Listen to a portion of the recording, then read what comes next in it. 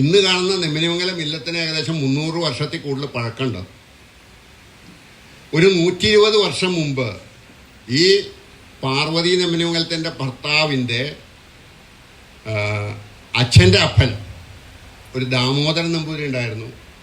അദ്ദേഹം നല്ല മികച്ചൊരു ഫോട്ടോഗ്രാഫറും ചിത്രകാരനും രാജാ രവിവർമ്മയുടെ ഒക്കെ കിടപിടിക്കുന്ന അല്ലെങ്കിൽ സമകാലികനുമായിരുന്നു. അദ്ദേഹമാണ് ഇന്ന് കാണുന്ന ഇല്ലത്തിൻ്റെ ഡിസൈൻ. ഇനി അവിടുത്തെ കാര്യം നോക്കിക്കഴിഞ്ഞാൽ പാർവതി നെമ്മിനിമംഗലത്തിൻ്റെ വിവാഹം കഴിച്ച വാസുദേവ നമ്പൂതിരി, അവരുടെ അച്ഛൻ നാരായണ നമ്പൂതിരി, അദ്ദേഹത്തിൻ്റെ ഭാര്യ ചുടുവാലൂർ മൂത്തയിടത്തുനിന്നാണ് അദ്ദേഹം വേളി കഴിച്ചത്, ഉമാദേവി അന്തർജനം.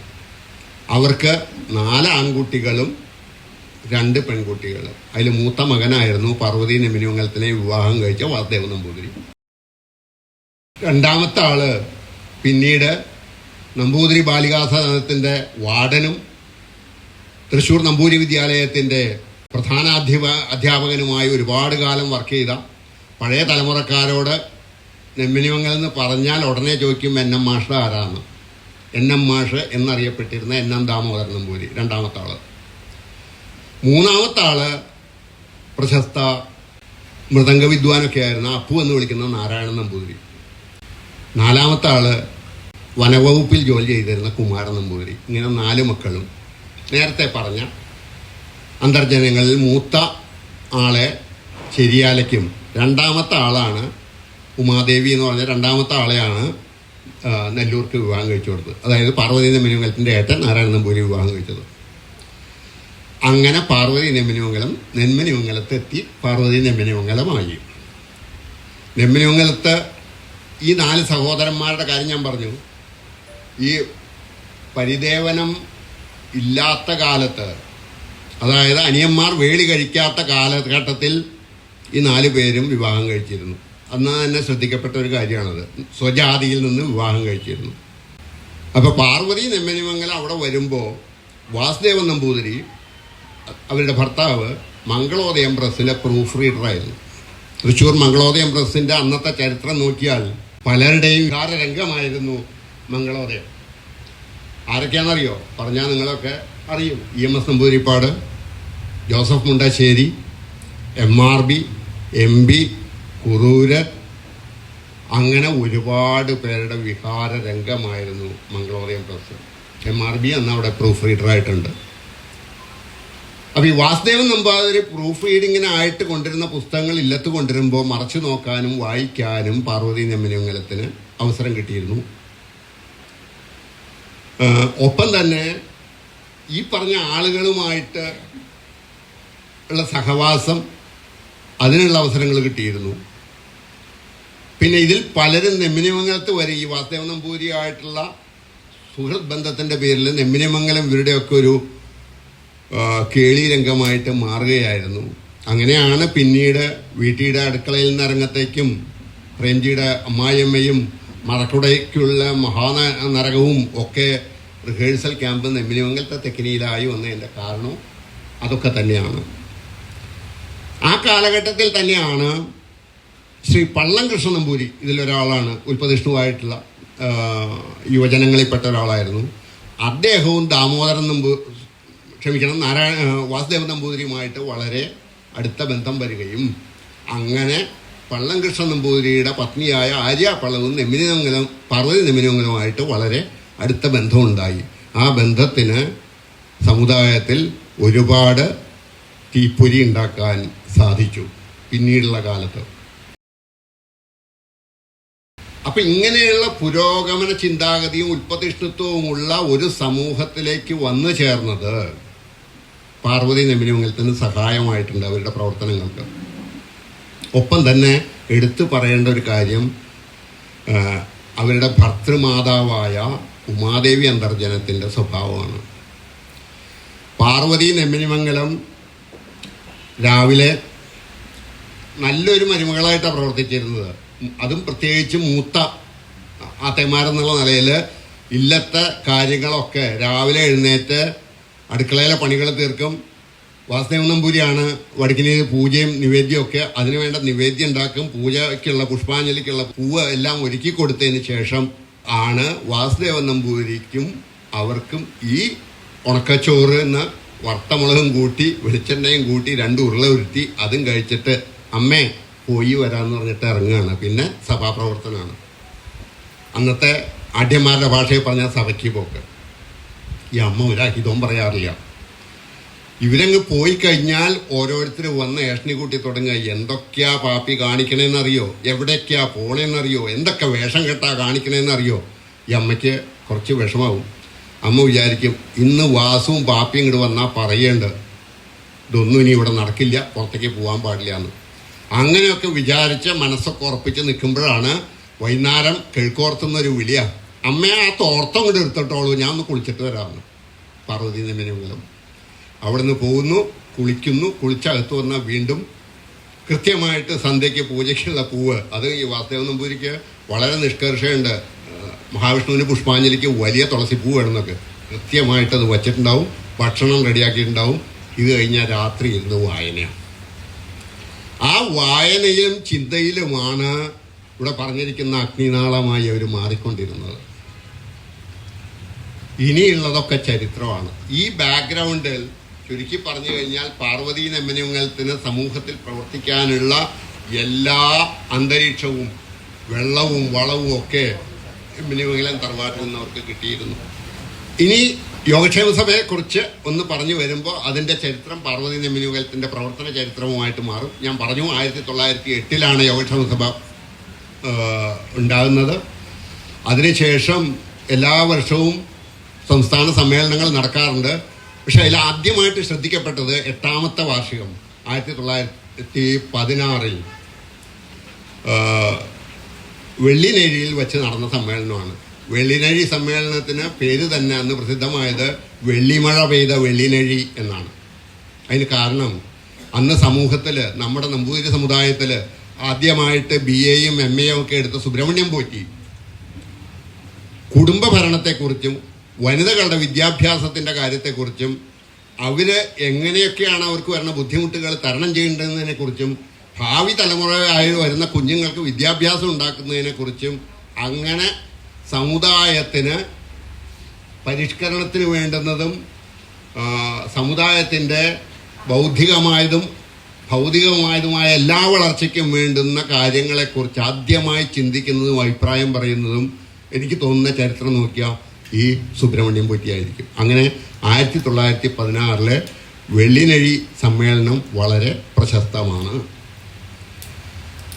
അത് കഴിഞ്ഞ് പിന്നെ ശ്രദ്ധിക്കപ്പെട്ട ഒരു സമ്മേളനം എന്ന് പറയുന്നത് ഇതിനടുക്കുണ്ട്, ഞാനത് മുഴുവൻ വിശദീകരിക്കുന്നില്ല. 1928 മാവേലിക്കര നടന്ന സമ്മേളനമാണ്.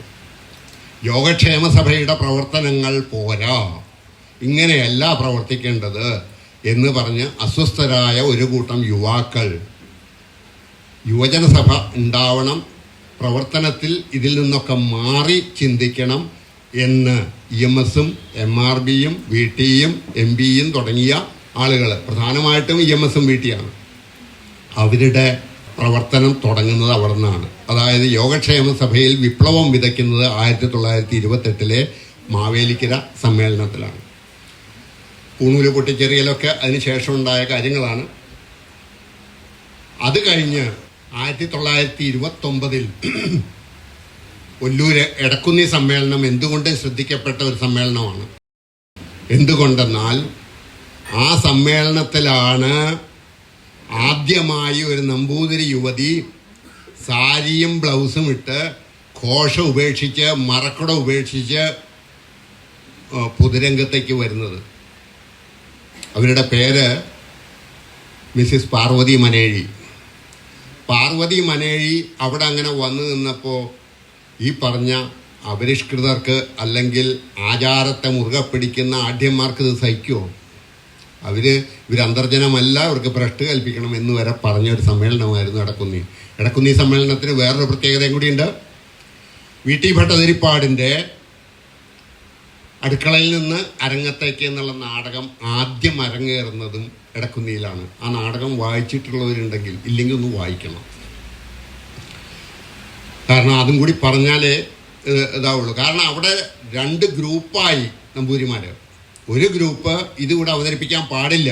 എന്തുകൊണ്ടെന്നാൽ കാര്യം സമൂഹത്തിൽ നടക്കുന്ന വൃത്തികേടുകളായിരിക്കും. അത് സ്വന്തം പല്ലിട കൂട്ടി നാറ്റിച്ച് ഇവിടെയൊക്കെ പരസ്യമായിട്ട് ഇങ്ങനെ പറയണോ എന്ന് ചോദിക്കുന്ന ആളുകൾ.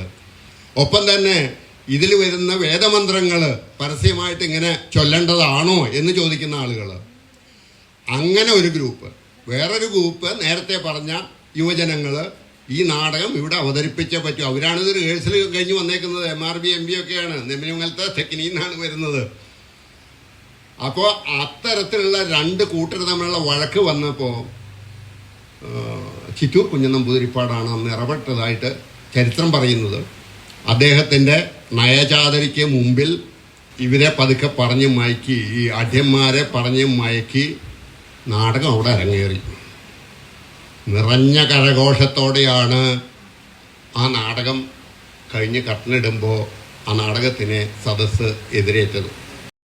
അത് കഴിഞ്ഞ് 1930 30 അവസാനമായപ്പോഴാണ് പാർവതി നെമ്മിനിമംഗലം തുടങ്ങി ഒരു 12 യുവതികൾ അന്തർജനങ്ങൾ ഒപ്പിട്ട ഒരു അപേക്ഷ യുവജന സംഘത്തിൻ്റെ ഗുരുവായൂർ സമ്മേളനം നടക്കുമ്പോൾ അതിലേക്ക് ലഭിക്കുന്നത്. എന്തായിരുന്നു ആ റിക്വസ്റ്റ്?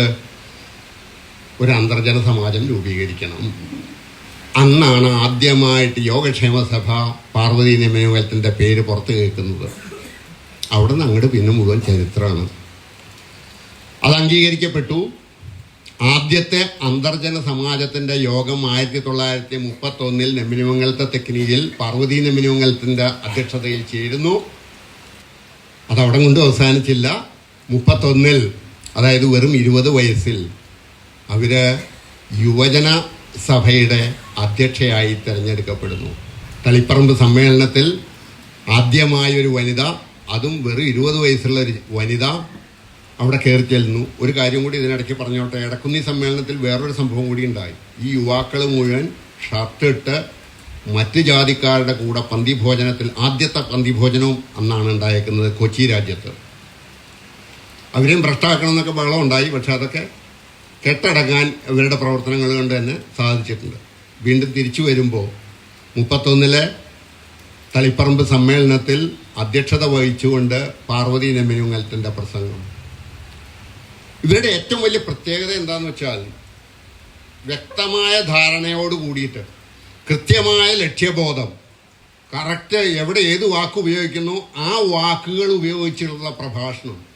അവരുടെ പ്രഭാഷണങ്ങളും ലേഖനങ്ങളും വായിച്ചാൽ മനസ്സിലാവും ഈ ഔപചാരിക വിദ്യാഭ്യാസം ഇല്ലാത്ത ഇവരാണോ ഇതൊക്കെ എഴുതി വെച്ചതെന്ന്. അത്ര കൃത്യമായിട്ട്, എന്നാൽ മൂർച്ചയേറിയ വാക്കുകൾ, ചാട്ടുളി പോലെ മനസ്സിൽ തറയ്ക്കുന്ന വാക്കുകൾ. ഇപ്പം നമ്മൾ ഒരു കാര്യം ഇത് വേണ്ട എന്ന് തീരുമാനിച്ച് ചെന്നോടത്ത് വേണമെന്നാണ് പാർവതി നെമ്മിനിമംഗലത്തിൻ്റെ ആഗ്രഹം എന്നുണ്ടെങ്കിൽ അവരുടെ സംസാരം കഴിയുമ്പോഴേക്കും നമ്മളും വേണമെന്നാവും. അതായിരുന്നു അവരുടെ കഴിവ്. ഇത് പല സന്ദർഭങ്ങളും ഉണ്ടായിട്ടുണ്ട്. ഞാൻ വരാതിലേക്ക്. അപ്പം അവർ അവിടെ നിന്നിട്ട് ചോദിച്ചൊരു ചോദ്യമാണ് നേരത്തെ ശിവകുമാർ സാറ് പറഞ്ഞു. അനാഥയായ യുവതിയായ നിസ്സഹായയായ ഒരു യുവതി, അവർക്ക് താല്പര്യമുണ്ടെങ്കിൽ അവരെ പുനർവിവാഹം ചെയ്യുവാൻ ഈ ഇരിക്കുന്ന യുവാക്കളിൽ ആരെങ്കിലും തയ്യാറാകുമോ? അന്നത്തെ കാലത്ത് വിധവാ വിവാഹമൊന്നും, ഞാൻ നേരത്തെ പറഞ്ഞ മാതിരി വിധവകൾ സാധനങ്ങളായിട്ട് വടക്കിനിയുടെ മൂലയ്ക്ക് തള്ളപ്പെടുന്ന ഒരു വിധവാ വിവാഹത്തിന് നിങ്ങളാരെങ്കിലും തയ്യാറുണ്ടോ എന്നാണ് ചോദ്യം. സദസ്സ് പൊടുന്നനെ നിശബ്ദമായി. അപ്പോഴാണ് പെട്ടെന്നൊരു ശബ്ദം. മുല്ലമംഗലം രാമൻ ഭട്ടതിരി എന്ന MRB പറയുന്നു, ഞാനുണ്ട്. ആ വാക്കും പ്രവൃത്തിയും ഒന്നാണെന്ന് തെളിയിച്ചുകൊണ്ട് തന്നെ അദ്ദേഹം 1935 വിധവയായിരുന്ന ഉമാദേവിയെ വിവാഹം കഴിക്കുന്നു. അങ്ങനെ അത് ആദ്യത്തെ വിധവാ വിവാഹമായി. ഇവിടെ അധ്യക്ഷ പ്രസംഗത്തിൽ പറഞ്ഞ മാതിരി മഹാത്മാഗാന്ധി പോലും അതിനെ അനുമോദിച്ചുകൊണ്ട് എഴുതുകയുണ്ടായിട്ടുണ്ട്. VT ഭട്ടതിരിപ്പാടിൻ്റെ സ്വന്തം ഗൃഹമായ രസിക സദനത്തിൽ വച്ചായിരുന്നു ആ വിവാഹം. അതിനുശേഷം ഒരുപാട് വിധവാവിവാഹങ്ങൾ നടന്നു. MRBയുടെ അനിയൻ MP ഉൾപ്പെടെ. എന്തായാലും അത് ചരിത്രത്തിലെ ഒരു നാഴികക്കല്ലായിരുന്നു. മാത്രമല്ല ഈ അന്തർജന സമാജങ്ങൾ നടക്കുന്ന സമയത്ത് ദേവീ നിലയം കൂടെ ഓർക്കുന്നുണ്ട്. ഒരു വർഷത്തോളം പാർവതി നിലയം പ്രസിഡന്റും ദേവകീ നിലയം കോട് സെക്രട്ടറിയുമായിട്ട് പ്രവർത്തിച്ചിരുന്ന കാലത്ത് ഇല്ലങ്ങൾ തോറും അവർ കയറി ഇറങ്ങിയിരുന്നു ഈ അന്തർജനങ്ങളെ ബോധവൽക്കരിക്കാൻ വേണ്ടിയിട്ട്. ഒപ്പം ഉണ്ടായിരുന്നതായിട്ട് പറയുന്ന ഒളപ്പമണ്ണയിലെ ഉമാ അന്തർജനമാണ്. ചിലപ്പോൾ കാറിനാവും, ചിലപ്പോൾ ബസ്സിനാവും, ചിലപ്പോൾ നടന്നാവും, ഇങ്ങനെ പോവും. വൈകുന്നേരം ആകുമ്പോഴേക്കും ഏതെങ്കിലും ഒരു ഇല്ലത്ത് താമസിക്കാൻ ചെല്ലും. ചില ഇല്ലത്ത് ചെല്ലുമ്പോൾ ആട്ടി പുറത്താക്കും. ചില ആഢ്യന്മാർ വടിയൊക്കെ എടുത്ത് തല്ലാൻ വരെ വന്ന കഥകൾ പറയുന്നത് കേട്ടിട്ടുണ്ട്. എന്തായാലും അവിടെ കയറാൻ പറ്റിക്കഴിഞ്ഞാൽ പിന്നത്തെ കാര്യം പാപ്പിയെടുത്തി നോക്കിക്കോളുന്നാണ് ദേവകി നിലയം കൊണ്ട് പറയുന്നത്. കാരണം എന്താണെന്ന് വെച്ചാൽ സംസാരിച്ച് തുടങ്ങിയാൽ ഈ പറഞ്ഞ പെൺകുട്ടികൾ വിദ്യാഭ്യാസം ചെയ്യേണ്ടതിൻ്റെയും പെൺകുട്ടികൾ സ്വയം ജോലിയിലേക്ക് ഏർപ്പെടേണ്ടതിൻ്റെയും ആ ജോലി വഴി സ്വയം സമ്പാദിക്കേണ്ടതിൻ്റെയും മറ്റൊരാളെ ഡിപ്പെൻഡ് ചെയ്യാതെ ജീവിക്കേണ്ടതിൻ്റെയും ആവശ്യകത ഊന്നിപ്പറഞ്ഞുകൊണ്ട് അവരെ അതിൽ ബോധവൽക്കരിക്കും. ഇനിയുള്ള ഭാവിയിലെ നിങ്ങളുടെ കുട്ടികളെങ്കിലും നിങ്ങൾ അങ്ങനെ ആക്കൂ. ഇത് പറയാനാണ് പോകുന്നത്. അങ്ങനെ മാസത്തിലൊരിക്കൽ ഈ പോയ ഇല്ലങ്ങളിൽ എല്ലാവരെയും കൂടി കൂട്ടി എവിടെയെങ്കിലും ഒന്ന് കൂടും. അന്തർജന സമാജത്തിൻ്റെ പ്രവർത്തനമാണെന്ന് പറയുന്നത്. ഇന്നത്തെ മാതിരി അല്ല.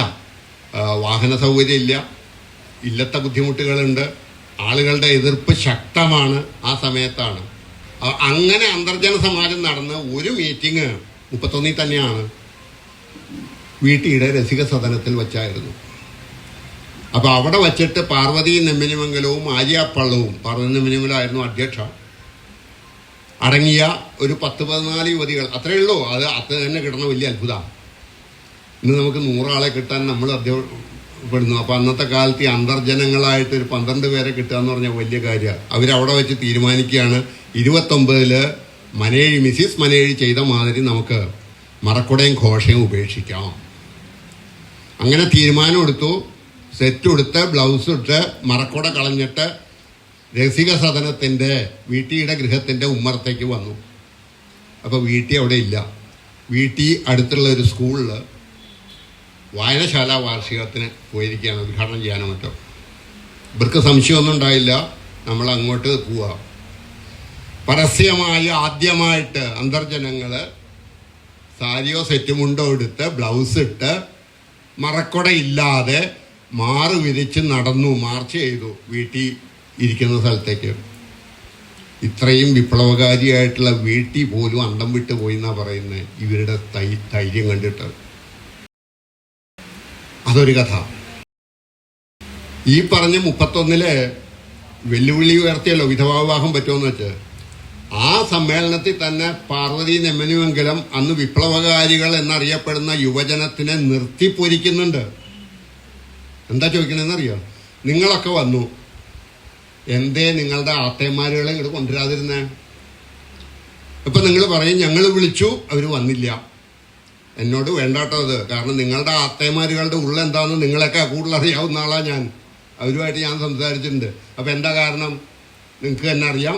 ഈ വൃത്തികെട്ട വേഷവും തൂങ്ങിയ ഞാത്തും മറക്കുടയൊക്കെ ആയിട്ട് കൊണ്ടുവരാനുള്ള നിങ്ങളുടെ നാണക്കേട്. ഈ നാണക്കേട് ആരാ ഉണ്ടാക്കിയത്? നിങ്ങൾ തന്നെ. അതുകൊണ്ട് ഇതൊന്നും പറയരുത്. നിങ്ങൾ വലിയ വിപ്ലവമൊക്കെ പറയുന്നുണ്ടെങ്കിലും അടുക്കളയിൽ ഇന്നും കഥയാട്ടോ. അത് മാറ്റാത്തോടത്തോളം കാലം നിങ്ങളുടെ വിപ്ലവത്തിനോടൊക്കെ എനിക്ക് പുച്ഛമാണ് എന്ന് തന്നെ അവർ പരസ്യമായിട്ട് പ്രസ്താവിച്ചു. അത് 31 സമ്മേളനം. അവരുടെ അന്തർജന സമാജത്തിലെയും യുവജന സമ്മേളനത്തിലെയും യുവജന സഭയുടെയും അധ്യക്ഷ എന്നുള്ള നിലയിലുള്ള പ്രവർത്തനങ്ങൾ വിലയിരുത്തിയിട്ടാണ് കൊച്ചി രാജ്യസഭയിലേക്ക് നമ്പൂതിരി ബില്ല് വന്നപ്പോൾ എന്താണ് ആ ബില്ലിൻ്റെ പ്രസക്തി എന്നുള്ള ബാക്ക്ഗ്രൗണ്ട് എന്നറിയണം. ഞാൻ നേരത്തെ പറഞ്ഞ കണ്ടീഷൻസൊക്കെ ഉണ്ട്. അനിയന്മാർക്ക് അപ്പന്മാർക്ക് വേലി അയക്കാൻ വയ്യ, ഭൂസ്വത്തിൽ സ്ത്രീകൾക്കും അപ്പന്മാർക്ക് അവകാശമില്ല, സ്ത്രീകൾക്ക് വിദ്യാഭ്യാസത്തിന് അവകാശമില്ല എന്നൊക്കെയുള്ള ആചാരങ്ങൾ കുറച്ചെങ്കിലും മാറ്റിക്കൊണ്ടുള്ളൊരു ബില്ലായിരുന്നു അത്. അതിനു മുമ്പ് തിരുവിതാംകൂറിൽ അത് പാസ്സാക്കി. സെയിം ഇത് തന്നെ അല്ലായിരുന്നു, കുറച്ച് മാറ്റിയിട്ട് മലബാറിലും ഇതിനെക്കുറിച്ച് ചർച്ചകൾ നടക്കുന്നു. അപ്പോൾ ഇവിടെ അത്തരത്തിലൊരു ബില്ല് വന്നപ്പോൾ അതിനു മുമ്പ് 2-3 ബില്ല് ഒന്നുകിൽ ആഢ്യന്മാരുടെ എതിർപ്പ് കൊണ്ട്, ആഢ്യന്മാരും രാജാവ് കൊച്ചി രാജാവുമായിട്ട് വലിയ അടുപ്പമാണ്. അപ്പോൾ അവർ തെറ്റിദ്ധരിപ്പിക്കുന്നതാണ് കൊച്ചി രാജാവ് കേൾക്കുന്നത്. അപ്പോൾ അവരുടെ എതിർപ്പോടുകൂടി രാജാവിൻ്റെ അപ്രീതിക്ക് പാത്രമാകണ്ടെന്ന് വിചാരിച്ചിട്ട് പലരും ഈ ബില്ലുകളെ എതിർത്തിരുന്നു. ഇതിനു മുമ്പ് വന്ന പല ബില്ലുകളും തട്ടിപ്പോയി, പാസ്സായില്ല. ഇനി അഥവാ കൊച്ചി നിയമസഭ പാസ്സാക്കിയാൽ തന്നെ രാജാവ് കയ്യൊപ്പ് ചാർത്തില്ലായിരുന്നു, വീറ്റോ ചെയ്യാന്ന് പറയാം ഇന്നത്തെ ഭാഷയിൽ. അങ്ങനെയുള്ളൊരവസരത്തിലാണ് അന്നത്തെ കാട്ടൂർ ഒരു നിയമസഭാ മണ്ഡലമാണ്. കാട്ടൂർ മണ്ഡലത്തിലെ MLC ആയിരുന്ന ശ്രീ കേശവൻ നമ്പൂതിരിപ്പാട്, അദ്ദേഹമാണ് ഈ ബില്ല് അവതരിപ്പിക്കുന്നത്. ആ ബില്ലിൻ്റെ അത് സെലക്ട് കമ്മിറ്റിക്ക് വിട്ടു. ആ സെലക്ട് കമ്മിറ്റിയിലേക്കും ലെജിസ്ലേറ്റീവ് അസംബ്ലിയിലേക്കും ഈ ബില്ലിന് വേണ്ടി, ബില്ലിനെ പഠിക്കാനും സംസാരിക്കാനും വേണ്ടിയിട്ടാണ് പാർവതി നെമ്മിനിമംഗലത്തിനെ ഗവൺമെൻറ് നോമിനേറ്റ് ചെയ്യുന്നത്. അങ്ങനെ അവർ MLC ആവും 32. അപ്പോൾ എത്ര വയസ്സുണ്ട് അവർക്ക്? 21 വയസ്സ്. അവരാ ബില്ല് പഠിച്ചു. അസംബ്ലി കൂടിയപ്പോൾ ബില്ല് അവതരിപ്പിച്ചുകൊണ്ട് കേശവൻ നമ്പൂതിരി സംസാരിച്ചു. ബില്ലിനെ സപ്പോർട്ട് ചെയ്തുകൊണ്ട് സംസാരിച്ചവരുണ്ട്. പക്ഷെ അധികം പേരും ബില്ലിനെ എതിർത്തുകൊണ്ട് സംസാരിച്ചവരായിരുന്നു. ഞാൻ നേരത്തെ പറഞ്ഞ മാതിരി രാജാവിന് ഇഷ്ടം അതായിരിക്കും, അതുകൊണ്ട് അങ്ങനെ. കാരണം രാജാവിനെ ഇവർ പറഞ്ഞു ധരിപ്പിച്ചേക്കുന്ന ഈ ബില്ല് വന്ന ബ്രാഹ്മണവംശം മുച്ചൂടും മുടി എന്നുള്ള രീതിയിലാണ്. അപ്പോൾ അതിന് രാജാവിനും ഇഷ്ടമില്ല. ഈ ഓർത്തഡോക്സ് ചിന്താഗതിയിൽ നിന്ന് മാറി ചിന്തിക്കാൻ ആർക്കും താല്പര്യമില്ലാത്തൊരു കാലഘട്ടത്താണ്. അവസാനം പാർവതി നെമ്മിനിമംഗലം എഴുന്നേൽക്കുകയാണ്. ഗാലറിയിലെ യുവജനങ്ങൾ വളരെ പ്രതീക്ഷയോടെ ഇരിക്കുന്നുണ്ട്. പക്ഷെ പ്രതീക്ഷിച്ചിട്ടും കാര്യമില്ല, ഇതും തള്ളിപ്പോകുന്നതാണ് പ്രതീക്ഷ. ഇവർ സംസാരിച്ചു തുടങ്ങി. അന്നത്തെ അന്തർജനങ്ങളും യുവാക്കളും അനുഭവിക്കുന്ന പ്രശ്നങ്ങൾ ഒന്നൊന്നായിട്ട് എണ്ണിപ്പറഞ്ഞു. ഒരു കാര്യം മാത്രം ഞാൻ അതിൽ പറയാം. ആ പ്രസംഗം മുഴുവൻ എൻ്റെ കയ്യിലുണ്ട്, അത് മുഴുവൻ പറയാനിപ്പോൾ വിസ്തരഭയത്താൽ ഞാൻ അതിലേക്ക് പോകുന്നില്ല. ഒറ്റ കാര്യം അവർ പറഞ്ഞു, കുടുംബഭരണം ആരായാലും എനിക്ക് വിരോധമില്ല. ഭർത്താവ് ആയിക്കോട്ടെ, ഭാര്യ ആയിക്കോട്ടെ, മക്കളായിക്കോട്ടെ, അപ്പനായിക്കോട്ടെ, മൂസ ആയിക്കോട്ടെ. ഒറ്റ കാര്യമുള്ളൂ. എന്താണ് ആ കാര്യം? ഒരു ഇല്ലത്തേക്ക് ഒരു യുവതിയെ വിവാഹം കഴിച്ച് കൊണ്ടുവന്നാൽ ആ യുവതിക്ക് ഭർത്താവിനോടും ഭർത്താവിന് തിരിച്ചും പരസ്പര ബഹുമാനവും പരസ്പര സ്നേഹവും, നമ്മൾ പറയുന്ന ഇന്നത്തെ മ്യൂച്വൽ അണ്ടർസ്റ്റാൻഡിങ്, ഇന്നത്തെ കാലത്ത് അവർ പറഞ്ഞു വെച്ചിട്ടുണ്ടത്. ഇത് ഉണ്ടാവുകയാണ് വേണ്ട, അതുണ്ടെങ്കിൽ ആര് ഭരിച്ചാലും ഒരു പ്രശ്നമില്ല എന്നാണ്. ഒരു വാചകമാണ്. എന്തായാലും അവരുടെ പ്രസംഗത്തിന് ഇടയ്ക്കിടയ്ക്ക് കയ്യടികൾ ഇങ്ങനെ മുഴകി. അപ്പം തന്നെ ആളുകൾക്ക് ഉറപ്പായി. പലരുടെയും, ഞാൻ നേരത്തെ പറഞ്ഞ മാതിരി പലരുടെയും മാനസികാവസ്ഥ തന്നെ മാറി. അവസാനം നിങ്ങൾ വിശ്വസിച്ചാലും ഇല്ലെങ്കിലും ചരിത്രമാണ്, ആ ബില്ല് ഐകകണ്ഠേന പാസ്സായി എന്നുള്ളത്. നമ്പൂരി ബില്ല് പാർവതി നെമ്മിനിമംഗലം എന്ന് പറഞ്ഞ ഒരൊറ്റ വ്യക്തിയുടെ പ്രവർത്തനത്തിൻ്റെ ഫലമാണ്.